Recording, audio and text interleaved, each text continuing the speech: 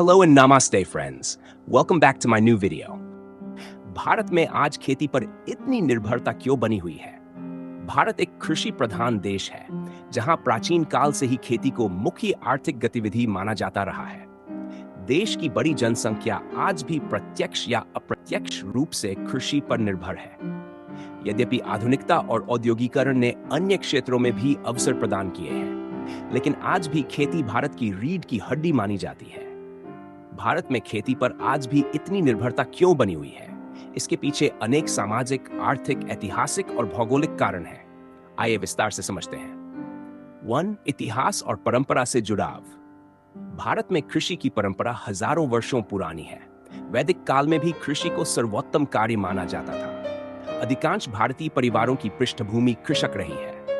पीढ़ी दर पीढ़ी खेती को एक व्यवसाय के रूप में अपनाया गया, जिससे आज भी एक बड़ा वर्ग खेती को ही आजीविका का मुख्य साधन मानता है। बड़ी ग्रामीण आबादी। भारत की कुल आबादी का लगभग 80 से 70% हिस्सा ग्रामीण क्षेत्रों में निवास करता है। ग्रामीण इलाकों में रोजगार के सीमित विकल्प होने के कारण खेती ही वहां के लोगों के लिए मुख्य जीविका का साधन बन गया है। जब तक ग्रामीण क्षेत्रों में औद्योगिकरण, शिक्षा और कौशल विकास नहीं होगा, तब तक खेती पर निर्भरता बनी रहेगी। शिक्षा और कौशल की कमी। ग्रामीण क्षेत्रों में शिक्षा की कमी और तकनीकी कौशल का अभाव भी एक बड़ा कारण है, जिससे लोग कृषि छोड़कर अन्य क्षेत्रों में स्थानांतरित नहीं हो पाते। रोजगार के लिए जब कोई अन्य विकल्प नहीं होता, तो लोग मजबूरी में खेती को ही अपनाते हैं। इसके अलावा आधुनिक तकनीकी जानकारी और संसाधनों की कमी के कारण वे पारंपरिक खेती से बाहर नहीं आ पाते। सस्ती जमीन और संसाधन। ग्रामीण क्षेत्रों में जमीन की कीमतें अपेक्षाकृत कम होती हैं। ऐसे में जिनके पास अपनी जमीन होती है, वे खेती छोड़कर नौकरी या व्यापार करने का जोखिम नहीं उठाते। उन्हें यह अधिक सुरक्षित लगता है कि वे अपनी जमीन पर कुछ भी उगाकर जीविका चला सकते हैं। बाय सरकारी योजनाएं और सब्सिडी। सरकार द्वारा किसानों को दी जाने वाली सब्सिडी, अन्न माफी, न्यूनतम समर्थन मूल्य MSP, बीमा योजनाएं और अन्य लाभों के चलते भी कई लोग खेती से जुड़े रहते हैं। ये योजनाएं खेती को अपेक्षाकृत स्थिर और सुरक्षित व्यवसाय के रूप में प्रस्तुत करती हैं, जिससे कई लोग कृषि क्षेत्र में बने रहते हैं। 6. रोजगार का अभाव। देश में बेरोजगारी की दर अभी भी काफी अधिक है।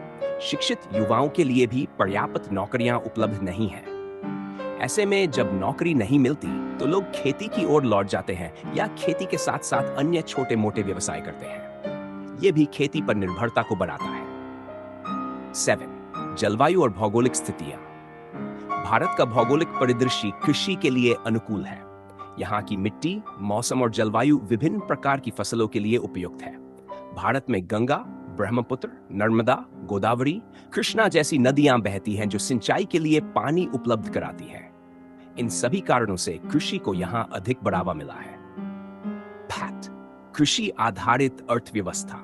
भारतीय अर्थव्यवस्था का एक बड़ा हिस्सा अभी भी कृषि पर आधारित है।